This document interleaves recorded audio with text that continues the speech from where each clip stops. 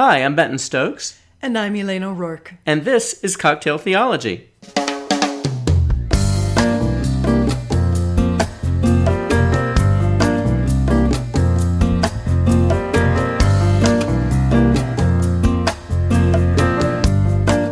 So, we are on the road.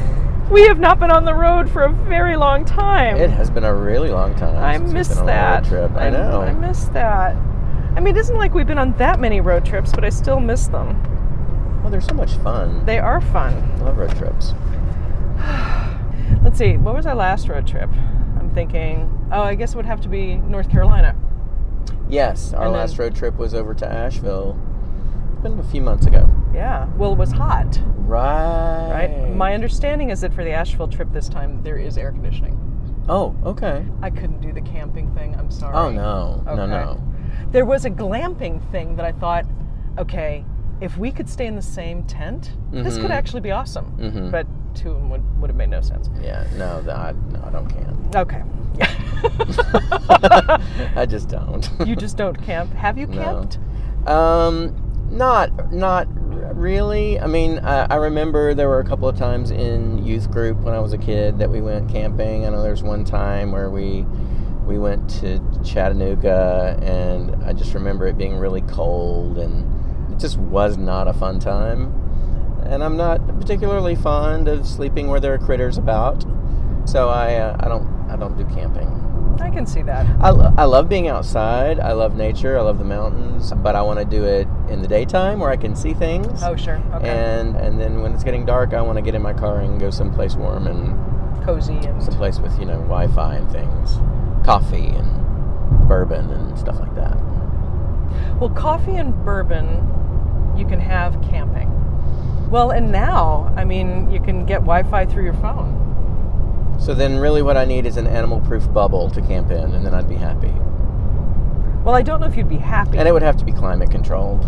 Climate-controlled, animal-proof bubble with decent cell signal. Right. In the mountains. Is that right? Yeah. Well, I mean, it's clear. It's still going to be nighttime, and there's still going to be animals afoot. So I don't know. Well, they won't be afoot as long as you're in your bubble. No, that's true. And nighttime. They might tap on my bubble. They might tap on your bubble. Hey, wake up! I'm a bear. Tap, tap, tap. And I'll be like, you need to go away. I'm in a bubble. Leave me alone. Okay, so wait. So now I have to bring up the obvious part. So I'm assuming your bubble doesn't have indoor plumbing. I mean, for being real here, I don't mind peeing in the woods. Mm-hmm. I don't want to have to do anything else in the woods. Mm-hmm. Does a bear? Yeah. Yeah. So I suppose it would have to have plumbing, I guess. So a lot of camping spots now, have essentially shower rooms or bathrooms. Oh, that's nice. Yeah. Right. Now, I'm not going to say that they are luxurious. No, that's okay. I don't need luxury on a camping trip. Yeah. So that's what I'm doing. All right, so I just want to get the parameters straight. I want to be really clear. So mountains, woods, all good, right? Yeah. That's good. Bear-proof, raccoon-proof bubble. Yes. For sleeping. Yeah. Decent cell signal. Coffee. Yes. Bourbon. Yes. Plumbing. Yes. What's terrifying is that's probably doable. Well, if it's doable, let's look into it, because that could be fun. under those auspices, it could be a lot of fun. I had a boyfriend for a while. I should just leave it there, because that actually explains, little parts of my life. Anyway, so his family went camping every summer for 2 weeks at the Kern River in California. Oh, wow. 2 weeks? 2 weeks. 2 weeks. Here's the part that's important to understand. Okay. They had a TV. Okay. That plugged into the car battery. Okay. Okay. They had a Coleman oven, it's basically a tin box that you put on top of a Coleman stove. Yeah. So they could bake biscuits. Okay. Biscuits from a tube. Oh, okay. You're with me now. Okay, I'm following. Camping for 2 weeks. So that's how much food they brought up. Wow. You're getting it with me, right? Yeah. Tents, of course, fishing gear, that kind of stuff. Right. Inner tubes, music. I've forgotten what else. And this is, before cell phones, before wireless signals, right? So it was radio and TV signals. So we would be camping, sleeping in tents, washing my hair in the Kern River with TV. and I admit I couldn't do the 2-week thing. I couldn't. No. I couldn't. Mm-mm. Well, I guess it's just all about priorities, isn't it? It is. It is. So I can't really say much about your protective animal-proof bubble. Yeah.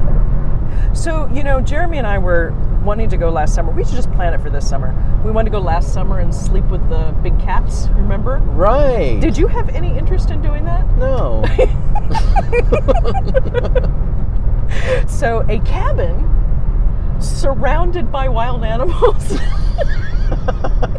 Still... Not a fun time. No. Okay. I mean, certainly the animals would have to retreat during the daytime because I'm going to be outside the cabin. But at night, if I'm inside the cabin, locked up, and everybody's safe and climate controlled. Were you here outside? No. I'll just have to turn on my sleep machine a little louder, drown out the roars of the fierce cats outside. Bears growling. Sure, I'm going to put on peaceful waterfalls. Turn it up really loud so I can sleep. Okay. Oh my gosh, I'm so planning this summer right now. So I'm screaming at the top of my lungs, and I'm praying that it's loud enough, 'cause I'm so scared that it's all in my head. So I'm down here looking for Jesus under my bed. All right, so we're on a road trip. This time we are actually headed south towards Alabama, although we're barely crossing the Tennessee-Alabama line from what I can see. Barely be in Alabama. And we're going to a town called Elkmont. Mm-hmm. And we're going to, and this is the part that is just lovely about us, is that we're going to a goat cheese factory. It's not really a factory. They call it a creamery. Creamery, yes. That's what they call it. But it's a little goat farm where they make goat cheese. Yeah, it's a little gem of a place that I've been wanting to go to for a long time, but never have. So we're going to do that today. That's right, because the kids don't want to go to a creamery. No, they don't. And none of your other friends wants to go. None of my other friends want to go. So we're going. We're picking up wine and we're going. That's right. And the original plan had been to go to the creamery and to the Frank Lloyd House that's in Alabama. Yes, the Rosenbaum House. The Rosenbaum House. Florence, Alabama, and it is something that I definitely want to tour sometime too. Okay, so I know that you may not have this desire, but it would be within the scope of your general interests to want to hit every roller coaster in the United States, or every wood coaster or something. I mean, I can imagine that, right? Oh yeah, for sure. And I've known people who wanted to go to every baseball stadium. Yes. Right? Of course, now that they're tearing down all the old baseball stadiums, it's kind of like, who cares, Yeah. But I can imagine visiting every FLW house. Yeah. Wouldn't that be fun? That would be so That much would fun. be awesome. So that may have to be kind of the extended road trip. I wonder if we could get gigs in each of the towns that has an FLW house and do like a one big tour. Wouldn't that be remarkable? Maybe we could do this podcast from FLW houses. That would be awesome. Wouldn't that be cool? Yeah. Okay. We have could a have new plan. cocktails in the kitchen. Oh my gosh. Yeah, as long as we didn't spill. That would be really awesome though. That would be fantastic. Yeah. For those of you who don't know this, the very first time we were ever on the road together at all was in Northern California. And this is why this whole road trip thing actually has an extra added bit of humor to it. So I was trying to show Benton the parts of Northern California that I love and that I thought he would at least appreciate even if he didn't like them. So we did some driving around out on 101 and 1 in Northern California near the San Francisco Bay. So between San Francisco Bay and Santa Cruz, for those of you who know the area. Anywho, so we were driving back down from San Francisco, where we had a nice day in San Francisco and in Marin County. And we were driving back down, and I didn't want to drive completely on 101 because it just, it gets boring at some point. So we drove down 1, and then we were going to cut back to go back up to San Jose where we were staying. And I realized that for those of you who aren't in the Bay Area, this won't make any sense. But let me put it this way. We drove down next to the ocean. We had to cut inland. The inland road that everybody takes, it's the one highway, it's a 2-lane highway, Google was telling us was blocked. And so Google was giving us a different way to get back to where we needed to be, which started out okay and turned from this, 2-lane nice street into 1-lane, literally 1-lane dirt road, houses off to the side of one side, cliff off to the other side. And Google the whole time is saying, stay right on this particular road. Stay right. Stay right. And we're like, okay. There's no right. There is no right. And if we went left, we'd just go off a cliff. So okay. And it wasn't just us. It was like a centipede of cars. And we're all just like getting these directions from Google. And Google, which is just like right over there from where we are, is just like laughing its butt off at us the whole time. So we had this whole idea as we were talking on our woodsy drive.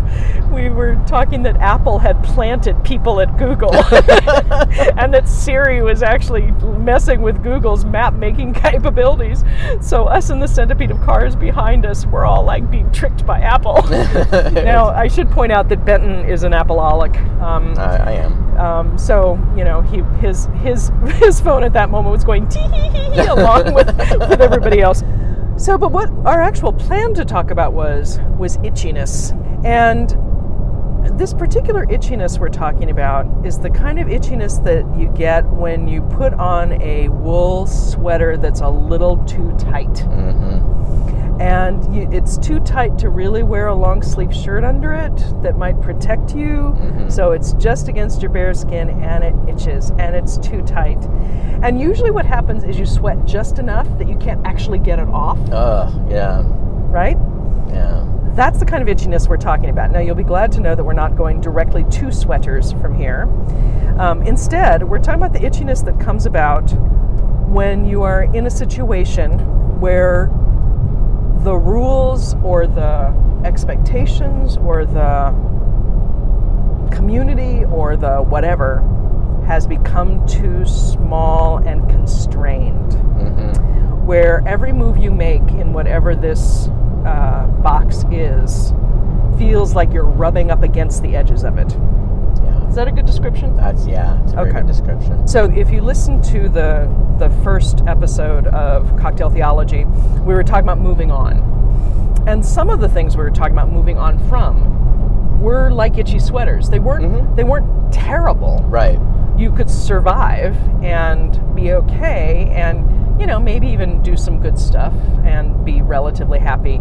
But every time you did something that wasn't what was expected, you'd feel constrained. You'd feel that wool itchiness against you. So, and that's the kind of stuff we were talking about moving on from, as well as from the big stuff. So, the nature of the itchiness, though, it feels sometimes like you've outgrown the thing, but it's not exactly that. It's... Right. I don't know. We're going to have to figure out exactly what it's like. If you've ever read Alice in Wonderland or seen the movie Alice in Wonderland, there's this point where Alice drinks a potion and she grows and grows and grows and gets too big for the house and kind of busts out of this dollhouse she's in. Mm-hmm. It's kind of like that. It is kind of like that. So I guess we're talking about Alice in Wonderland wearing an itchy sweater.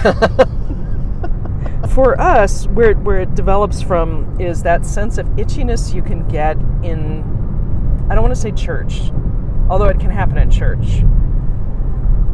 It's more about itchiness in a paradigm. Yeah, itchiness. I definitely have felt the itchy at different points in my life. I think one of the things that we talk about a lot is what happens when something in your world changes and it forces you to look at everything else. And when you notice growth in one area, you notice something has shifted, something has changed, your horizon has broadened in one specific area, then other things start to feel constrictive, or they don't fit right, that's for me in my history. That's when life has felt itchy, when one thing seems to be taken off and working and growing and flourishing, and then all of a sudden you start evaluating everything else, and those other things don't seem to fit right anymore in light of the shift that's happening somewhere else. A lot of times it has to do with spirituality, it has to do with God, maybe something new that I've realized or experienced of God, and then all of a sudden it causes me to take a closer look at other things that I believe, not just about God, but about the world and my relationships and other things. Right. And I think that is one place where church can sometimes get itchy, is when your church espouses a certain doctrine or a certain set of beliefs. And it really doesn't actually matter what they are. It doesn't really matter what they are, right? But when something in your paradigm shifts and it calls into question one of those beliefs, Right. then pretty much all the beliefs are then on the table. When I was in college, I had been a part of a small, very conservative congregation. I started attending a Bible study. It was like 150 college students, and it was led by a Presbyterian pastor. And there was a study that we did in there that was on the book of Romans, and it really blew open wide my idea of grace. And having grown up in a very kind of fundamentalist church, grace wasn't something that I understood that way.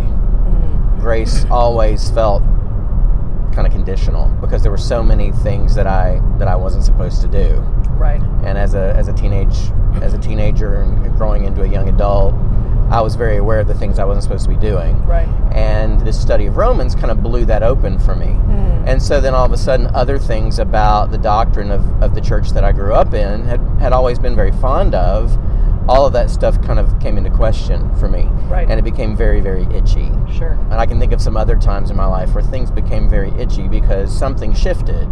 And then all of a sudden, I had to look at everything else. Right. I think that's why sometimes, when these things happen, it can be kind of scary because then all of a sudden you have to look at the world differently. Right. And sometimes these shifts, they happen to you. They don't happen because you come to some sort of revelation on your own. Right. Sometimes it's an external thing that happens. Right. And then all of a sudden you have to deal with that. Right. You lose somebody significant in your life, or somebody in your life who's close to you comes out, or something happens, and then all of a sudden you have to look at the world in a way that you weren't prepared to. Right. As you were talking about the initial, where you were talking about how something is going really well in your life, and so you have to look at everything else, that's the constrainedness. Yeah. I think there's something different in quality, although maybe not in outcome, between that itchiness that comes out of, wow, this has blown open for me. What about the rest of this? Yeah. For example, if you lose somebody important and you're up against a wall of pain, and you're still forced to look at everything. Right. But I think there's a different texture to it, I guess. Yeah. Coming out is such a great image of this because actually this, and I'm not even talking about the person coming out, I'm talking about the person who's hearing it. The person who's hearing is what I'm talking about too. So there are kind of two ways that this can go and still wind up at the same place. So the person who is hearing the coming out story could have the experience of, oh, this explains so much. Or, oh, wow, that means you're going to get to be more relaxed, freer, more yourself, blah, blah, blah, right? And then that's the case where something is blown open. Yes. Right? Where the person goes, oh, wow, you're actually seeing this and talking about it opens up doors, it opens up windows, it makes sense, right? And then if you're the one listening to the story and you start making that connection, then you're kind of looking at other things in a different way. That's the itchiness. Yeah, that's the itchiness. On the other hand, if you hear the story and you go, holy crap, now what, right? Yeah. Then it can be something has to change for me to either keep operating in my little closed world that never had you, friend, as a gay person in my life, or I am attached to you and I've got to figure out how to put gay is okay in my, whatever that thing is. But it's much more of that running up against something and going, oh, everything has to change for me to be able to just process this. Right, and kind of continuing with that example, if you're the person that someone close to you has just come out to, and you've never had to form an opinion about homosexuality that differed from the church you were in, and the church that you were in had a fairly strong opposing view to homosexuality in any way, then you have to start to weigh, do I go along with what my church believes and has taught me these years, or do I trust what my heart says about this person and what I know to be true about this person? And then if you side with the person, then other things about your church are going to have to be examined. Yeah, absolutely. Because then, not only is the pastor going to preach a Sunday a year against homosexuality, but there may be other things that the pastor's going to preach against that don't jive with what you now understand about this friend. And what this friend has gone through, or what this friend believes and has accepted as his or her reality. So all of those things can become very, very itchy and difficult. Like, even if you come up against it and you say, oh, okay, this is fine, and even if you never are confronted in any way, but somebody says something and that's negative about gay or lesbian or bisexual or transgender folks, and it's like, there's this little shiver that kind of goes down your skin, and that's like the wet sweater, right? The coming out one is obvious, but it kind of lists to what happens in the conservative world. I'm going to list toward what can happen in the liberal world. Yeah, please do. So when God decided that God had had enough of my wandering around, and I decided, I need to figure this out more directly, and I decided to go to seminary. I was at that point really living in an LGBT bubble, and in San Francisco. And it wasn't like LGBT people were my only friends, but it was that part of San Francisco, that bubbly part of San Francisco. Most of those people were people who had left their homes in order to be openly gay people. Okay? So they didn't stay in Elkmont, Alabama, and then try and figure that out. They left. So everything that kind of had that texture of where they came from was really tough for them to handle. And frankly, a lot of them, looking back, well, I even knew it then, a lot of folks didn't really want to mature. They wanted to stay in their hurt place of, my family hates me, my town hates me, I can't go back, this is the only place where I can be free and sleep around and whatever, which most of us know is not actually true. In fact, it kind of doesn't work like that. But that was the experience, and particularly when I was there, it was a time of, I was there during the big parts of the AIDS crisis and the following after that, so identity was really important. So God comes and taps me on the shoulder and says, psst, you need to come over here. And so I did, and for those of you who don't know me, I am really overeducated. School's pretty easy for me, so when I want to learn something, it's just as easy to go back and get a degree as it is to figure it out on my own. You get structure, you get, things you have to do, you actually learn the stuff, and then you go away and you go, oh, well, that was fun. Okay, time to move on. Anyway, so when God called me back into the fold, if you will, my automatic response was going to seminary. Well, okay, I need to learn about this in a different way than what I had learned, first through fifth grade or whatnot. So I went to seminary. And it took me all I could do to tell people I was going back to seminary. And in fact, the first time I went in to buy a Bible, there was this Christian bookstore at the bottom of the hill in the Lower Haight, right on Market Street. And I walked down from my apartment, and at the time I'm wearing, I don't even remember, probably a leather jacket and combat boots. That would have been likely, right? Okay. Like, I literally stood outside the door of this little Christian bookstore for probably 5 minutes, just kind of pacing. Wow. I walked in, and I was in a cold sweat. Oh my gosh. Because I was ready to be called out as a heathen, as a some sort of sinner type. I mean, the big capital S sinner, right? Why are you despoiling our floors? That kind of feeling, right? And it took me everything I could do to buy a Bible. Not because the Bible piece, but because the store piece, right? The Bible was fine. So, so this poor innocent woman comes over and says, "Can I help you?" And I said, "I'm looking for a Bible, but I don't know what translation or whatever." And she was totally sweet. And of course, I start crying because I'm so relieved. Right? You don't hate me. You don't think I'm the lightning terrible. isn't striking me. Anyway, so I wind up getting the Bible and leaving and I don't know, sweating. But then I had to tell friends that I was going to go to seminary, and pretty much I lost my social circle. Wow. Like it just kind of went poof. That's like a whole different kind of coming out, isn't it? Whole different kind of coming out. So that was fascinating. And then much later when I was pastoring one of the churches that I pastored, I started talking about Jesus because I thought if you're going to call yourself a Christian church, you really kind of have to deal with Jesus. Yeah. Yeah.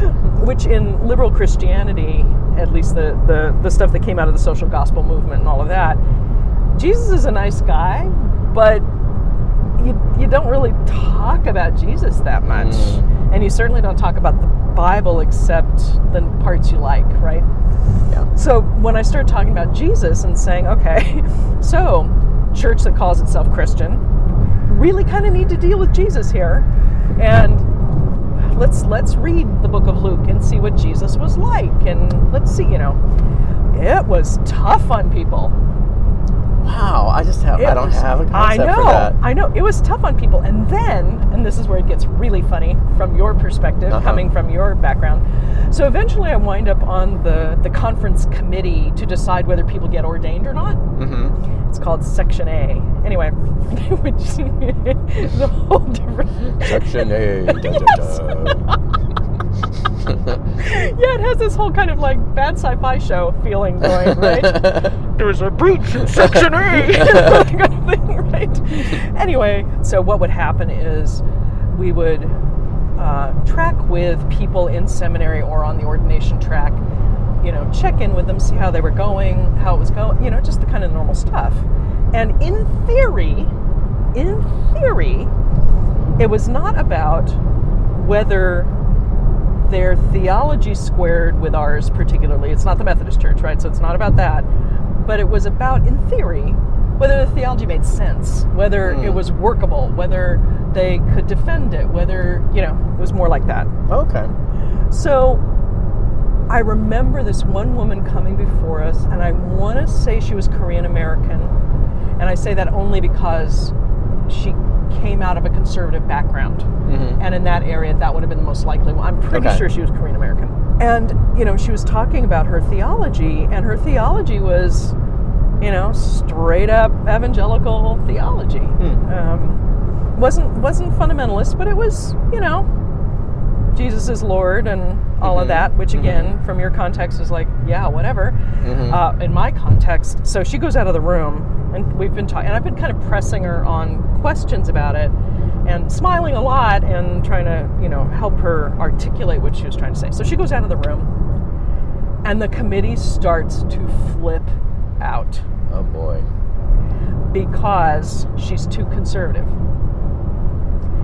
She's too conservative. Wow. And I'm listening, and I get it. I mean, I get what they're saying. But conservatives need love too, right? And there might be a role for a conservative minister in Northern California. I know it's hard to imagine. I know it's hard to imagine because there are actually a lot of them, right? The mega churches started in California.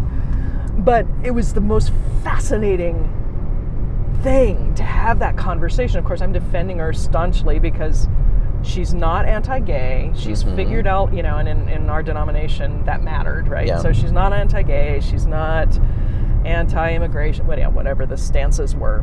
But she had this very strong Christology. Yeah. And it was, I remember, I don't even remember what I said, but I wound up saying something like, okay, are we going to create a theological litmus test? Because if we are, we need to articulate that so people know. Yeah. And everybody's like, oh, well, you can't have, there are no tests of faith. I'm like, well, then we need to stop this. But that's the same kind of thing, right? Yeah. And so I'm sitting there in Section A, really itchy. Absolutely. As somebody who thinks that Jesus might be relevant to Christianity. on an ordination committee with people who are uncomfortable with Jesus being relevant to Christianity. Wow. Right? All that to say, the itchiness is not necessarily about going from conservative to liberal. Oh, no, of course not. Well, yeah. but that's the way we tend to think about it. That's the way you right? tend to think of it, but what you're saying is exactly the same thing. It's fascinating. So, itchiness. That was a very long story to get to itchiness. I'm really sorry about that. No, I love long stories. So that's where we are. So we're talking about itchiness and the places where we have felt that itchiness and what you have to do about it or not do about it.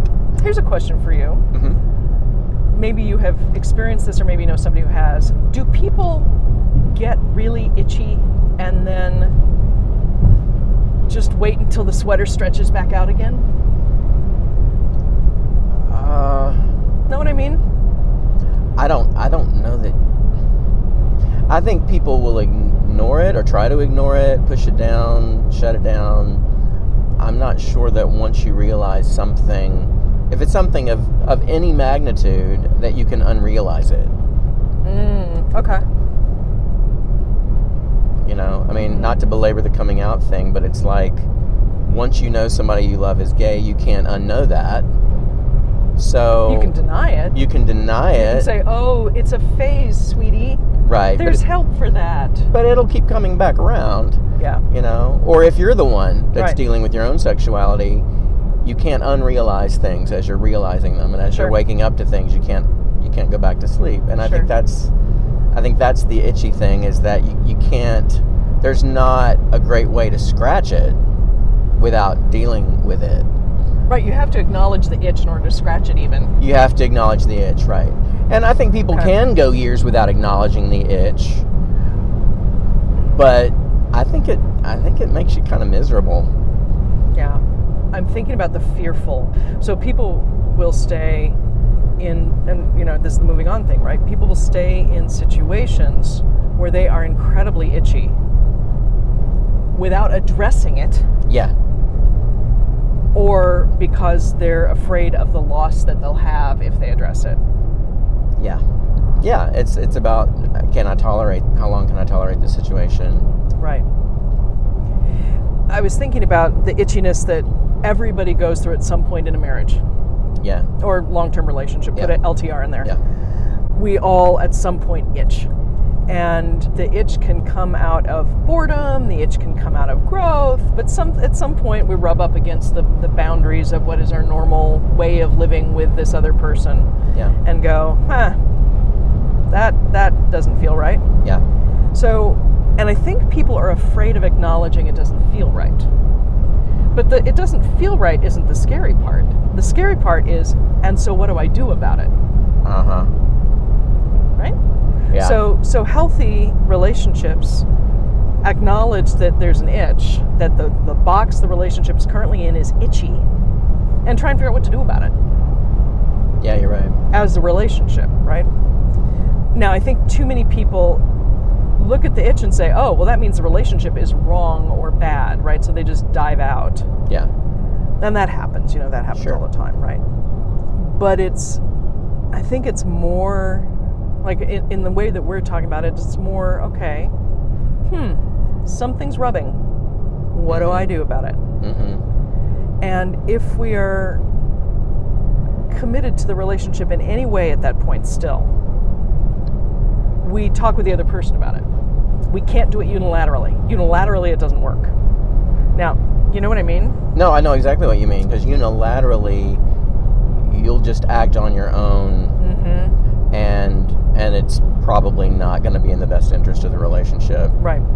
So, if you think about everything as a relationship, my relationship with my church, my relationship with God, my relationship with the person who just came out to me, my relationship with whomever, it's always about relationship. Mm-hmm. The question is whether you engage the other person in discerning and dealing with the itchiness, being open to how that's going to come out. Mm-hmm. Right? Because it may be that you engage with the other person in the relationship and decide that not being in the relationship is the right thing to do. Sure. Doesn't mean you don't love the person, doesn't mean any of that, but you go, this set of rubbing, we are both feeling this rubbing, and, we started in this other place, but now we're in this place, and that's not going to work, right? Yeah. But you decided together. Yeah. Or if it's your church, then I don't know what you do. I think too many people leave churches in the same way they leave relationships, by not actually ever talking to the pastor or anybody else, but just kind of saying, well, I'm done here. I'm going to go look for a better relationship. Yeah. I mean, having a conversation with the pastor seems, I mean, if it's a church that you really, in so many other ways, love, if it's a place where you felt comfortable, maybe your family's rooted there, maybe leaving is going to be really, really disruptive on a number of different levels, and also for yourself, it's going to, Yeah, of course. Then it does make sense that what you would want to do is address your concern with the pastor and just say, hey, here's something that I'm grappling with. Right. Put it all out there. Right. And hopefully you have the type of open door with your pastor that you can do that and feel safe having those kinds of conversations, that he's not going to just throw you out of the church because you bring up a question that's uncomfortable. Right. But pastors are people too, and they have paradigm shifts too. And so, it could be that if you have a conversation with a pastor, it could start a dialogue, and the dialogue could spread, and there could be a change that happens within your church's culture simply because you chose to address an issue rather than just pack up and leave. Right. This speaking to people who in some way have power over you is a core problem, right? Yeah, it is. This is the reason harassment is able to go on. This is the reason that Black folks are thrown out of Starbucks, and I'm not blaming Starbucks here. Okay, I think that was a particular person and a particular enculturation that allows us to have those kinds of horrible experiences. Yeah, because it doesn't just happen at Starbucks. No, it doesn't just happen at Starbucks. God, wouldn't it be great if it only happened at Starbucks and everybody else was okay? Well, you could deal with that. Yeah, you could.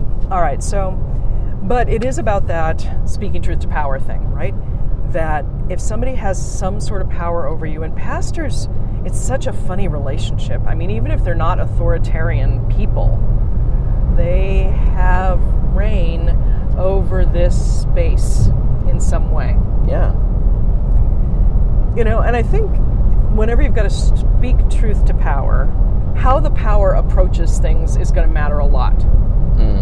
Right? So if my friend is coming out to me, the purpose in that person's coming out to me is to, I believe, sort of test how safe I really am. Yeah. That's what it's about. Yeah. Like, I've heard pastors say from the pulpit, I know my flaws, I know my errors, you really don't need to talk to me about them because I got it, right? Well, now, then people aren't going to talk to them. Yeah. Right? And then some people give that off without having to ever say it, right? Okay, so setting those people aside where you just look and go, yeah, this is going to be a waste of my breath. Right. You might still do it out of respect for the relationship. Yes. Right? So I think you still potentially have that conversation if your goal is to shift the edges of the box. Mm-hmm. If your goal is simply to get rid of the itch no matter what it takes, then you walk. Yeah. I'm not saying that that's a good idea, but I think that's what happens with people. Happens. So what about when it's your view of God that's gotten really itchy? And let me see if I can come up with one thing. Okay. All right, so this is one that people get itchy about. You've been told, and this is where I have to go conservative a little bit, you've been told that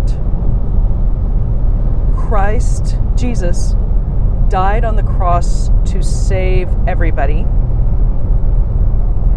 and at the same time told that not everybody is saved and that you yourself could lose your salvation potentially.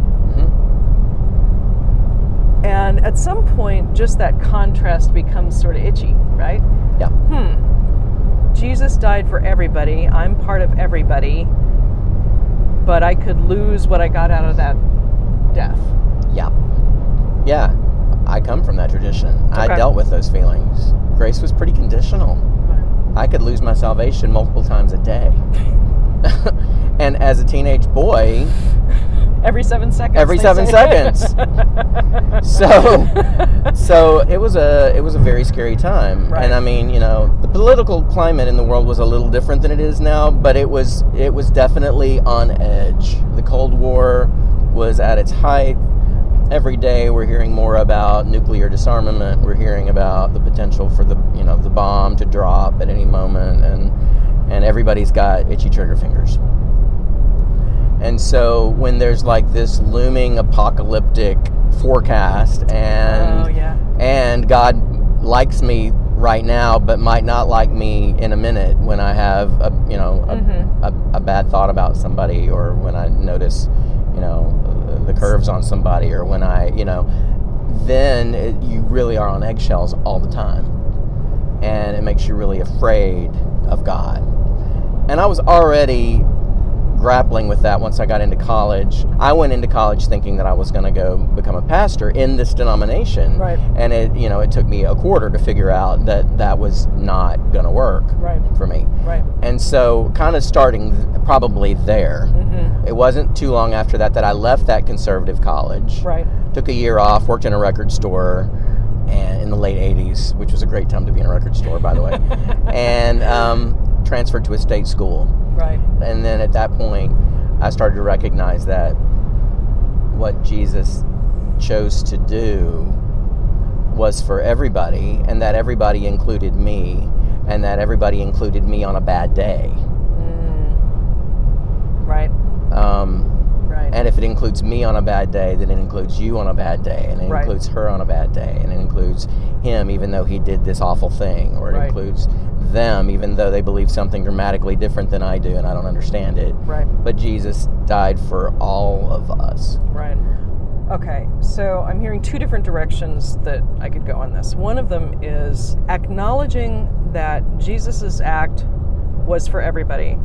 That idea scares people because they feel as though it's going to commit them to a kind of universalism. That the Confucian in, Mongolia is going to heaven. Right. Right. Right. Then there's the human wanting God to take revenge on the people we don't like.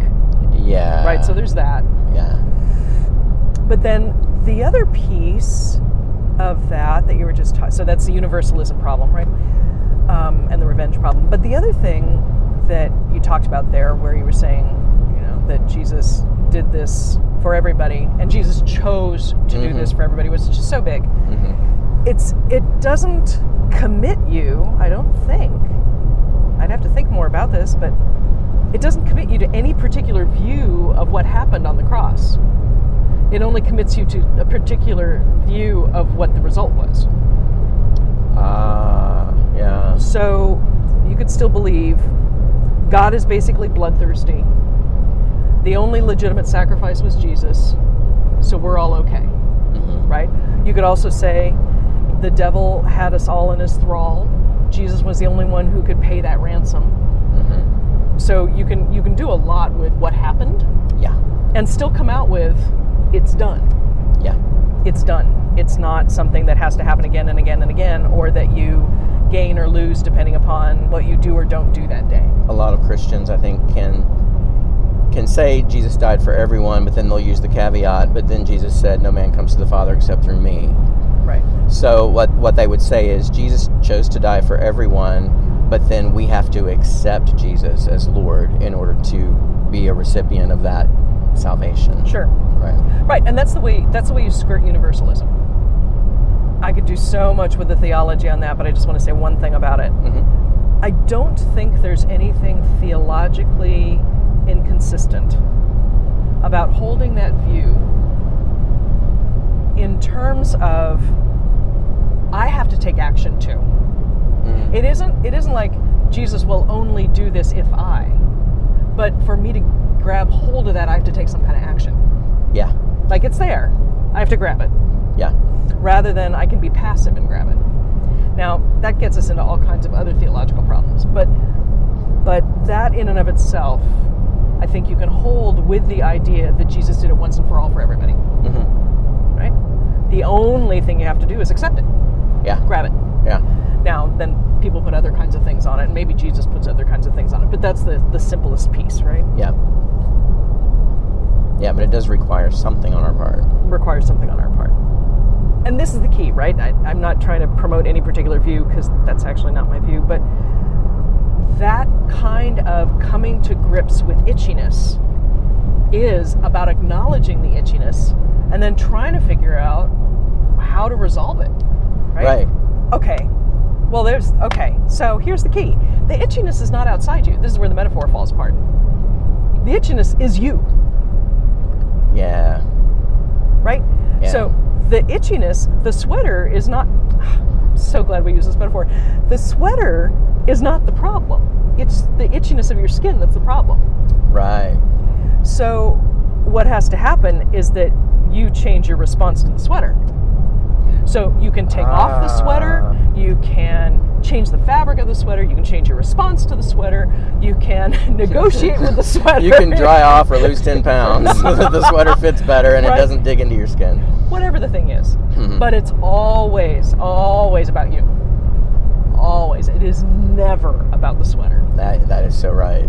Yeah.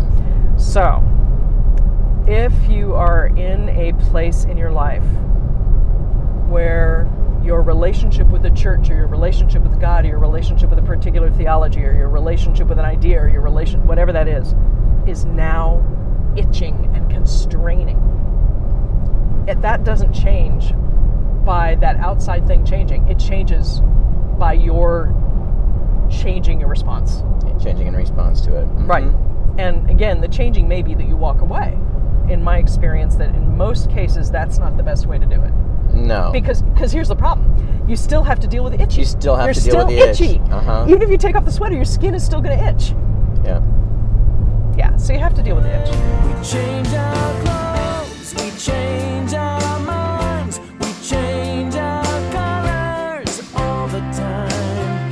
So I just fly and fall and climb and crawl. We make our choices after all. Yeah, people change. So, this seems like a really great time to say that we are offering a retreat soon. Oh, yeah. And if you're itchy, This is and your aren't we retreat. all? This is a great retreat for you. God for Recovering Evangelicals is happening May 18th to 20th in Nashville at the Earhart House. And we're super excited about this. We've presented this material a couple of different ways, a couple of different times now. And this will be the first time that we've done it in a weekend retreat. But would love to have you. You can go to schoolforseekers.com and get more information there and register if you'd like to be a part of this. We will be putting out lots more information about it as we get closer to it. This is a really great weekend for you to really think about what you believe about God, what your ideas are about God. Definitely want to encourage you to check out more information about God for Recovering Evangelicals on our website at schoolforseekers.com. And I'll just give a little layout of how that weekend's going to go. So it'll start on the Friday evening, so that's Friday, May 18th. We'll start with dinner, and we'll do some work in the evening, and then, it'll be breakfast, lunch, dinner on Saturday, breakfast on Sunday, and we'll be working and retreating all through that time. So you'll have time by yourself, you'll have time with other people, you'll have time being talked to, you'll have time talking, it'll all be that. So it's going to be pretty intense, Yeah. but it won't be external intensity. It'll be the intensity that comes out of you're actually dealing with your itchy sweater. Yeah. So the cost is going to be $295 for the entire weekend, including the food, including the materials, including us, including him playing and leading worship. Yay! All of that if you register by May 11th. If you register after May 11th, it'll be $395 because we'll have to suddenly scramble and do all of that. We'll have to go buy more eggs. We'll have to go buy more eggs. Yeah, Or go out eggs to we the- or don't go have out to to the buy. chicken. Right. Go out to the chicken house. Squeeze the hens. We need more eggs. Produce more eggs! Yeah, you'll have fresh eggs if that's any. But yeah, so $295 up until May 11th, $395 thereafter. You get everything. Everything's engaged. If you need a place to stay, if you're coming from outside, we will help you find a place to stay. We'll figure that out. The one thing you do need to know about all of this, space is limited. Yes. We have a room for about 16 people, period. Yeah, that maxes us out. That 16 people. totally maxes us out. So you should probably go over to schoolforseekers.com right now. And if you do it right now, of course, you'll save $100 too. There you go. Which is nice. Now, if you can't make it to Nashville on May 18th through 20th, and you are in a place where you could gather 12 people, we can come to you. Sure can. And we love coming to people. We do. We love working with communities. We love working directly with people. Email us. You can just email info@schoolforseekers.com and say, hey, what about coming and talking to the recovering evangelicals we know? If you're local, it's really easy. If you're farther, it's not as easy, but it's great. And we like road trips because we're on one right now. That's right. We do like road trips. Okay, people. So we're passing a sign for the Jack Daniel Distillery that says there are road trips and then there are pilgrimages. What? So we are on constant pilgrimages. We are on pilgrimages. Now, for those of you who don't live in Tennessee or in the South, my favorite thing about the Jack Daniel's Distillery, my absolutely favorite thing, is not the fact they make Jack Daniel's, because I'm not a fan, but that they're in a dry county. They're in a dry county. Love that. You can't buy it by the drink. You can't buy it by the bottle. You can't buy it. You can't buy it. The factory is in a county where you can't buy the product. Buy it. And it's always been that way. Isn't that hilarious? I love this so much. That right there, if you had to have one sentence to describe the South, that's it. That's kind of it. Yeah. I mean, it really is the interesting contradictions. Yeah. That but we're not making a pilgrimage to Jack Daniels. Do you drink Jack Daniels? No, I really don't. Yeah. I really don't. Yeah, it's not my style. Anyway, so we are on a pilgrimage to goat cheese. We are. I'm pretty sure it's in a dry county too. But we're stopping. We're stopping. They told us we could bring our own, so we are. And we're not bringing bourbon, just so you know, because bourbon and goat cheese is a disgusting thought. Oh, I don't know. That's pretty much it. Thanks for tuning in. We love having you guys. We've gotten such great response from our first episode. Thank you for that. Yay, thank you. If you have topics you'd like to hear us talk about, things that you'd like us to cover, please email us, or you can visit us online at our website, schoolforseekers.com, info@schoolforseekers.com, or cocktailtheology.com. Thanks so much. We're on our pilgrimage, and we have wine to buy. Woohoo! Bye. Bye.